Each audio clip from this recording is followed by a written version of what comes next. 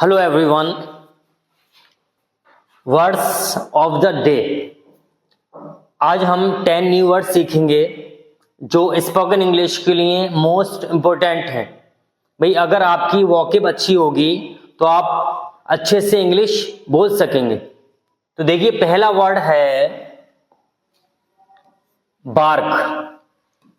पहला वर्ड है bark. Bark का मीनिंग होता है भौंकना। वैसे बार्क का मीनिंग एक और होता है छाल। जो पेड़ पर लेयर चढ़ी होती है उसको बोलते हैं छाल। पेड़ की जो छाल होती है उसको भी बोलते हैं हम bark.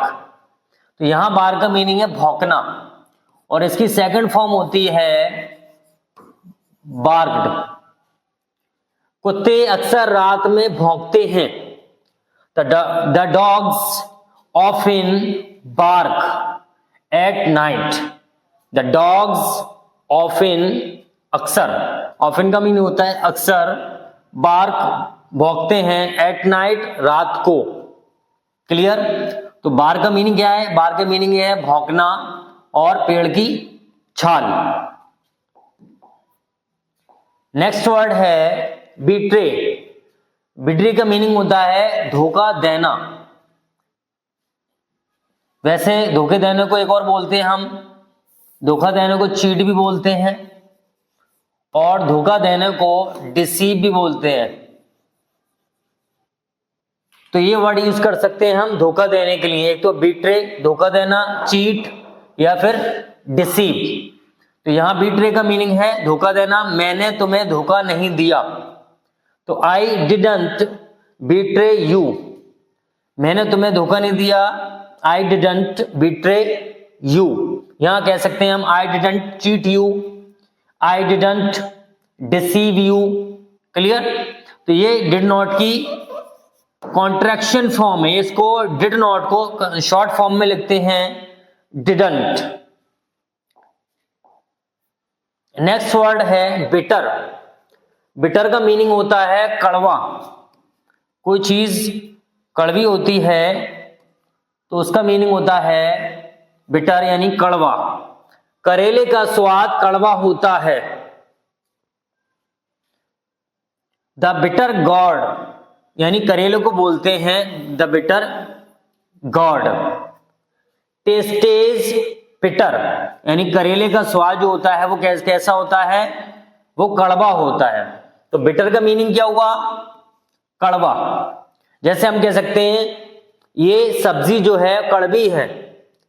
This vegetable is bitter. तो कई सेंटेंस हम इस वर्ड से बना सकते हैं।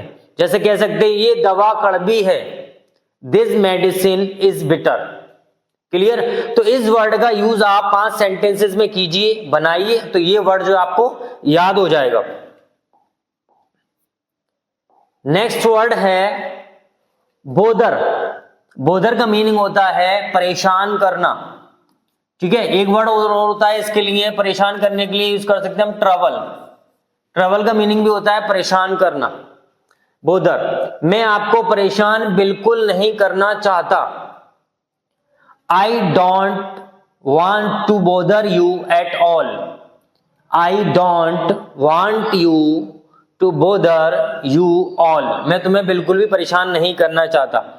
तो देखिए यहां पर बोदर का मीनिंग क्या हुआ है? परेशान करना। बिल्कुल का मीनिंग होता है एट ऑल, बिल्कुल। क्लियर? तो बोदर का मीनिंग है परेशान करना। जैसे कि हम कह सकते हैं मैंने उसे परेशान नहीं किया। I didn't bother him. उसने मुझे परेशान किया। ही बोदर्ड मी। तो यहां वर्ब की सेकंड फॉर्म होगी बोदर्ड। ईडी लगा देंगे इसमें तो सेकंड फॉर्म हो जाएगी बोदर्ड। नेक्स्ट वर्ड है ब्रेव। ब्रेव या एक और वर्ड होता है करेजियस। ये भी इसका मीनिंग यही होता है बहादुर, ब्रेव। तो ब्रेव का मीनिंग क्या है? बहादुर। बहादुर सिपाही ने एक लड़के को बचाया। The brave soldier saved a boy. तो ब्रेव, ब्रेव का मीनिंग क्या है? बहादुर यानी साहसी। एक दो सेंटेंस और बनाते हैं इस वर्ड से हम। मेरा भाई बहुत बहादुर है, my brother is very brave. या हम कह सकते हैं तुम बहुत बहादुर हो, you are very brave. Clear? तो एक वर्ड से हम 4 या 5 सेंटेंस खुद बनाएं जिससे वो वर्ड हमें याद हो जाएगा। नेक्स्ट वर्ड देखिए, ब्रिंग अप। ब्रिंग का मीनिंग वैसे तो होता है लाना, ब्रिंग का मीनिंग होता है लाना, लेकिन यहां पर ये प्रीपोजिशन इससे कनेक्ट हो गया यानी जुड़ गया, तो ये हो गया आपकी फ्रेजल वर्ब हो गई है। ब्रिंग अप का मीनिंग होता है पालना, यानी पालन पोषण करना, परवरिश करना। मेरे चाचा ने मुझे पाला, यानी मेरी परवरिश की। ठीक है, माई अंकल ब्रॉट, इसकी सेकंड फॉर्म लिखी हुई है brought. My uncle brought me up, मेरे चाचा ने मुझे पाला, my uncle brought me up. Clear? ऐसे ही और सेंटेंस हम इसके इस वर्ड से और सेंटेंस बना सकते हैं अच्छे से। नेक्स्ट वर्ड देखिए, कॉज। कॉज का मीनिंग होता है कारण, यानी रीजन, वजह। ठीक है, कॉज ये आपकी सभी समस्याओं का कारण था। इट वॉज द कॉज यानी कारण था of all your problem, of all your problems, यहां आएगा प्रॉब्लम्स, समस्याओं का कारण था। It was the cause of all your problems, ये तुम्हारी सभी समस्याओं का कारण था। या हम लिख सकते हैं it was the reason of all your problems. ठीक है, तो और भी बहुत सारे सेंटेंस बना सकते हैं। जैसे आपने देखा होगा जो तंबाकू आता है, गुटखा आता है, उस पे लिखा होता है तंबाकू कॉजेज कैंसर। ठीक है, वो भी वही वर्ड यूज होता है, यानी तंबाकू जो होता है वो कैंसर का कारण होता है, वजह होता है। ठीक है, रीजन होता है। अगला वर्ड है चार्ज। चार्ज शुल्क, यानी जो चार्ज लगता है किसी जगह पर जाने का, आने का, उसको बोलते हैं हम शुल्क। ठीक है, यहां पार्किंग के लिए कोई शुल्क नहीं है। जैसे कि हम अपनी गाड़ी को कहीं पर पार्क करते हैं, खड़ा करते हैं, तो वहां पर शुल्क लगता है कि अपनी गाड़ी खड़ी कर रहे हैं आप, तो वहां चार्ज लगेगा। तो देयर इज नो चार्ज, यानी कोई शुल्क नहीं है फॉर पार्किंग हियर, यानी यहां पर पार्क करने का, यानी गाड़ी को खड़ा करने का कोई शुल्क नहीं है, चार्ज नहीं है। क्लियर? तो क्या होगा चार्ज का मीनिंग? शुल्क। नेक्स्ट वर्ड देखिए क्या है, come to know. Come to know का मीनिंग होता है पता चलना, यानी मालूम होना, किसी बात का पता चलना। ठीक है, मुझे उसके बारे में कल पता चला, आई केम टू नो। कम की सेकंड फॉर्म होती है came. I came to know about her yesterday, मुझे तुम्हारे बारे में पता चला। I came to know about you, मुझे इस घटना के बारे में पता चला।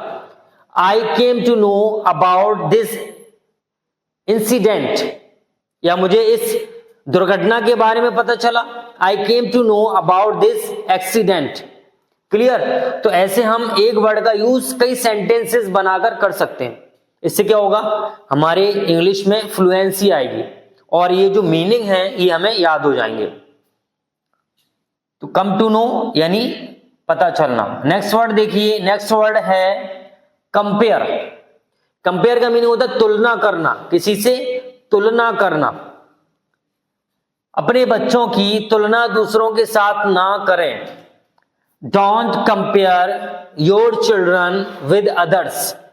डोंट कंपेयर यानी तुलना ना करें, योर चिल्ड्रन अपने बच्चों की, विद अदर्स दूसरों से, यानी दूसरों के बच्चों से ना करें। तो ये आज हमने 10 वर्ड सीखे। इन वर्ड्स का आप अपने सेंटेंसेस में यूज करें। अगर आपको क्लास पसंद आई है तो लाइक करें और नए हैं तो चैनल को सब्सक्राइब करें।